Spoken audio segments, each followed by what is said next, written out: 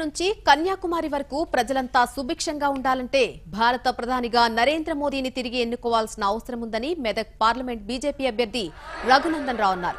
సిద్దిపేట జిల్లా దుబ్బాక మిరుదొడ్డి గ్రామాల్లో రఘునందన్ ఇంటింటా ప్రచారం నిర్వహించారు. టీఆర్ఎస్ ఎన్ని సీట్లు గెలిచినా అవి చెత్తబుట్టలోకే వెళ్తాయని, మోదీ పాలనలోనే దేశం సుభిక్షంగా ఉంటుందని పేర్కొన్నారు. ఈ సందర్భంగా కాసేపు టీ కొట్టు యజమానిగా టీ అమ్ముతూ ఓటర్లను ఆకట్టుకున్నారు. భారతీయ జనతా పార్టీ ఈ రోజు జరుగుతున్నటువంటి సంగ్రామంలో భారతదేశ ప్రజలకు ఇస్తున్నటువంటి సందేశం, ఈ ఎన్నికలు దేశ ప్రధానిని నిర్ణయించడానికి జరుగుతున్నటువంటి ఎన్నికలు. గల్లీలలో హరీష్ రావునో చంద్రశేఖరరావునో ఇంకొకరినో గెలిపించడానికి జరుగుతున్నటువంటి ఎన్నికలు కావు.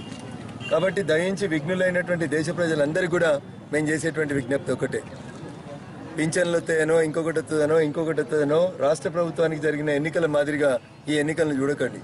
కాశ్మీర్ నుంచి కన్యాకుమారి వరకు ఈ దేశం సుభిక్షంగా ఉండాలంటే మనమందరం ఆలోచించాల్సింది, బలపరచాల్సింది గౌరవనీయులు నరేంద్ర మోడీ గారి నాయకత్వాన్ని. టీఆర్ఎస్ పార్టీ 16 గెలిచినా 10 గెలిచినా 12 గెలిచినా అవి చెత్తకుండి లేచినట్టే అయితే తప్ప దానివల్ల ఫలితం ఏమి ఉండదు. నేను ఈ మాట ఎందుకు చెప్తున్నా అంటే, ఇప్పుడు టీఆర్ఎస్ పార్టీకి ఉన్నాయి 14 + 1 15 ఉన్నాయి. 15 నుండి ఏం చేస్తున్నారు అనేది ఒకసారి ఆలోచించు. రేపు 16 + 1 17 అయితే కూడా కొత్తగా వచ్చేటువంటి తేడా ఏమి ఉండదు. మోడీ గారి ప్రభుత్వ హయాంలో అవినీతి లేదని, అభివృద్ధి బాగా జరుగుతుందని కితాబులు ఇచ్చినటువంటి ముఖ్యమంత్రి ఈరోజు నోటికి వచ్చినటువంటి మాటలు మాట్లాడడం అనేది బాధాకరమైనటువంటి విషయాలు. కేటీఆర్ మాట్లాడుతున్నాడు జిమ్మెదారు అయిన వాళ్ళకి ఓటైనరని. జిమ్మెదారు అంటే ఏంది?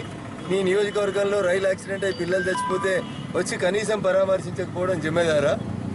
అందరికంటే పెద్ద హిందువునని చెప్పుకుంటున్నా నువ్వు కొండగట్టులో పెద్ద ప్రమాదం జరిగి సుమారు 50 మంది చచ్చిపోతే చనిపోయినటువంటి భక్తుల్ని పరామర్శించకపోవడం జిమ్మెదారా? కరీంనగర్కి ఎంపీ ఉంటావు, కరీంనగర్లో ప్రమాదం అయితే పోవు. గజ్వేల్కి వెళ్ళి ప్రాతినిధ్యం వహిస్తావు, ముఖ్యమంత్రి అవుతావు, మాసాయిపేటలో రైలు ప్రమాదం అయితే రావు. మరి దేన్ని జిమ్మెదారు అంటారు? దేనికి జిమ్మెదారు? ఎవరికి జిమ్మెదారుగా ఉన్నాడు? చంద్రశేఖరరావు గారు, కేసీఆర్, కేటీఆర్, హరీష్ రావు, కవితలు, సంతోష్ కుమార్లు, మీ కుటుంబానికి మీరే జిమ్మెదారు అవుతున్నారు తప్ప తెలంగాణ సమాజానికి కాదు.